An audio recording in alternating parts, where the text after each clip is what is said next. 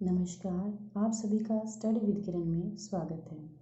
बच्चों, आज का हमारा जो टॉपिक है वो है सर्वनाम शब्द परिचय है। तो आज हम जानेंगे बच्चों सर्वनाम शब्दों को पुल्लिंग, स्त्रीलिंग और नपुंसकलिंग में। इससे पहले बच्चों हमने लिंग परिचय किया था और इस लिंग परिचय में हमने पुल्लिंग, स्त्रीलिंग और नपुंसकलिंग शब्दों के बारे में जाना था कि हमारे जो लिंग परिचय में हमने संस्कृत में 3 लिंग होते हैं, पुल्लिंग, स्त्रीलिंग और नपुंसकलिंग, इनको जाना था। और हमने इनके शब्दों में किस तरह से हम पुल्लिंग शब्दों की पहचान करते हैं और किस तरह से हम स्त्रीलिंग शब्दों की पहचान करते हैं और किस तरह से हम नपुंसकलिंग शब्दों की पहचान करते हैं, ये हमने जाना था। तो आज हम करने वाले हैं सर्वनाम शब्द पुल्लिंग, स्त्रीलिंग और नपुंसकलिंग में कि किस तरह से हम इनको लिखते हैं और इनका क्या अर्थ होता है, आज हम ये जानेंगे। तो बच्चों, सर्वनाम शब्द, सर्वनाम क्या होता है? सर्वनाम शब्द वे शब्द होते हैं जिनका प्रयोग हम संज्ञा शब्दों के स्थान पर करते हैं। यथा जिस प्रकार से मैं सीता शब्द के स्थान पर या इसके सीता नाम के स्थान पर मैं प्रयोग करती हूँ सा का अर्थ होता है वह। ये मैं आपको पहले भी बता चुकी हूँ। जिस तरह से हम किसी भी नाम के स्थान पर जब हम जिन शब्दों का प्रयोग करते हैं उन्हें हम कहते हैं सर्वनाम शब्द। तो बच्चों, हम यहाँ पर करेंगे पुल्लिंग शब्द। पुल्लिंग शब्द कौन से होते हैं? जो हमें पुरुष जाति का बोध कराते हैं, वो हमने लिंग परिचय में किया था। जिन शब्दों से पुरुष जाति का बोध होता है वो कौन से शब्द होते हैं? वो होते हैं पुल्लिंग शब्द। तो अब हम करेंगे पुल्लिंग शब्द सर्वनाम में, ठीक है। तो संस्कृत में वचन कितने होते हैं? 3, एक वचन, द्विवचन और बहुवचन। हम संस्कृत में किस प्रकार से लिखते हैं? एक वचनम, द्विवचनम और बहुवचनम। तो आज हम करने वाले हैं, अभी हम कर रहे हैं पुल्लिंग शब्द, सर्वनाम शब्द। अब पुल्लिंग में हमने जो पहले शब्द किए थे लिंग के आधार पर, वो हमने क्या लिखा था? जैसे हमने लिखा था, किया था सोचिकः, बालकः, रामः, देवः, नरः, चंद्रः। ये सारे शब्द क्या हैं? ये पुल्लिंग संज्ञा शब्द हैं, ये पुल्लिंग शब्द हैं, है ना। इनमें हमने नाम के लिखा हुआ था, जैसे सोचिक, बालक, राम, देव, नर, ताल, चंद्र, ठीक है। अब हम इनके स्थान पर जिन शब्दों का प्रयोग करेंगे वो करेंगे हम सर्वनाम शब्दों का प्रयोग और पुल्लिंग में। तो देखिए, जैसे सह, सह का अर्थ होता है वह, तौ वे दोनों, ते वे सब। अगर आप लिखते हो वह बालक, तो आप क्या लिखोगे? सह बालकः। क्या लिखोगे? सह बालकः। सह जो शब्द है बच्चों, वो क्या है? वो पुल्लिंग शब्द है, सर्वनाम का शब्द है। ये क्या है? सह, सह का अर्थ होता है वह, तौ का अर्थ होता है वे दोनों और ते का अर्थ होता है वे सब। ये बहुवचन के लिए प्रयोग होता है और ये द्विवचन के लिए और ये एक वचन के लिए। इस तरह से यदि हमें लिखना है संस्कृत में यह है, तो हम लिखेंगे एषः। एषः जो ये शब्द है ये सर्वनाम का पुल्लिंग शब्द है।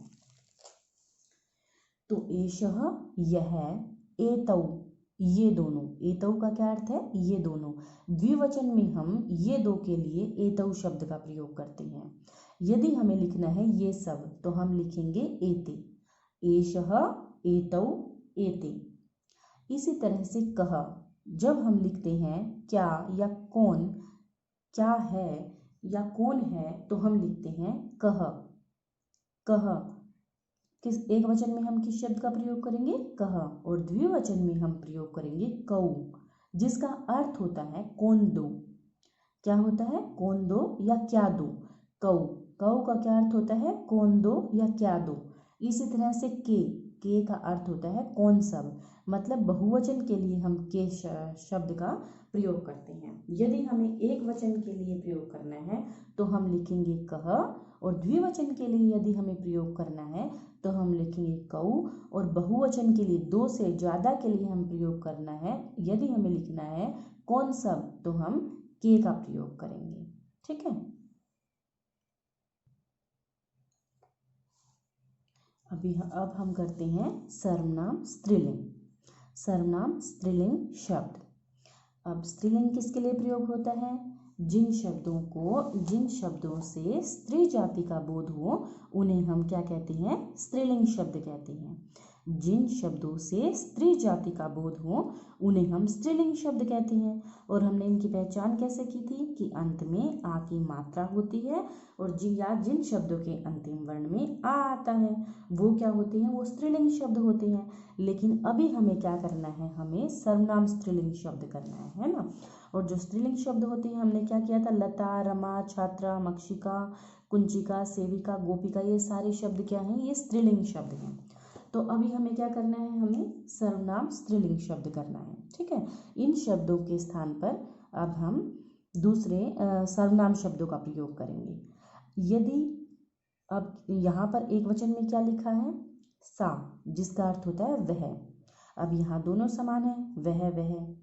लेकिन यदि हमें किसी पुरुष जाति के लिए वह शब्द का संस्कृत में प्रयोग करना है तो हम लिखेंगे सह।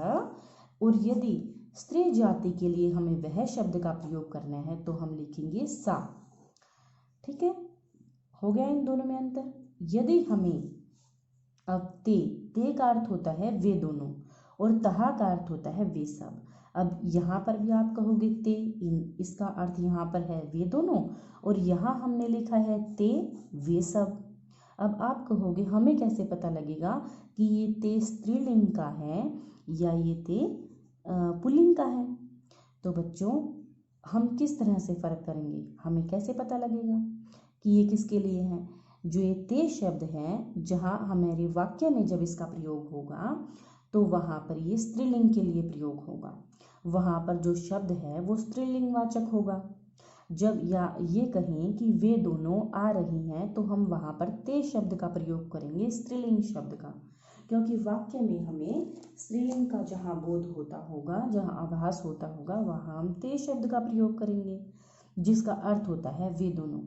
और जब वाक्य में ते शब्द का प्रयोग होगा संस्कृत में या हिंदी में वे शब्द का प्रयोग होगा तो वहाँ पुल्लिंग शब्द के लिए आएगा ये अब मैंने बताया जैसे अंतर किस तरह से करोगे। आपको जहाँ पर ते शब्द का प्रयोग हो रहा होगा वहाँ पुल्लिंग शब्द होगा।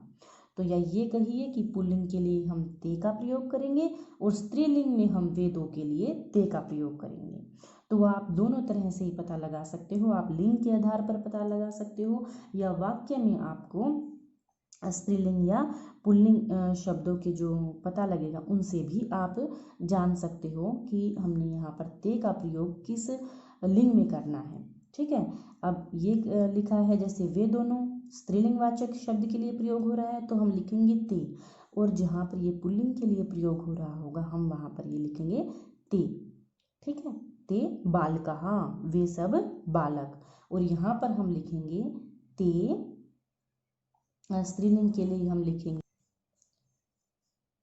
लिखेंगे ते बालिकौ, वे दो बालिकाएं। ठीक है, तो इस तरह से होगा। अब यहाँ पर देखिए एषा, यह। जब हमें स्त्रीलिंग के लिए यह शब्द का प्रयोग करना है तो हम लिखेंगे एषा, और जब हमें पुल्लिंग के लिए प्रयोग करना है तो हम लिखेंगे एषः। इसी तरह से यहाँ देखिए एते, ये दोनों, और एतः, ये सब। अब आप फिर से कहोगे कि यहाँ पर द्विवचन में एते ये दोनों के लिए प्रयोग हुआ है और यहाँ एते ये सब बहुवचन में पुल्लिंग के लिए प्रयोग हुआ है। तो अब वही बात है कि बच्चों जहाँ पर हमें स्त्रीलिंग के लिए ये दोनों के लिए जैसे शब्द का प्रयोग करना है संस्कृत में तो हम एते शब्द का प्रयोग करेंगे, और यदि हमें किसी पुल्लिंग शब्द के लिए बहुवचन में ये सब का प्रयोग करना है तो हम एते शब्द का प्रयोग करेंगे संस्कृत की।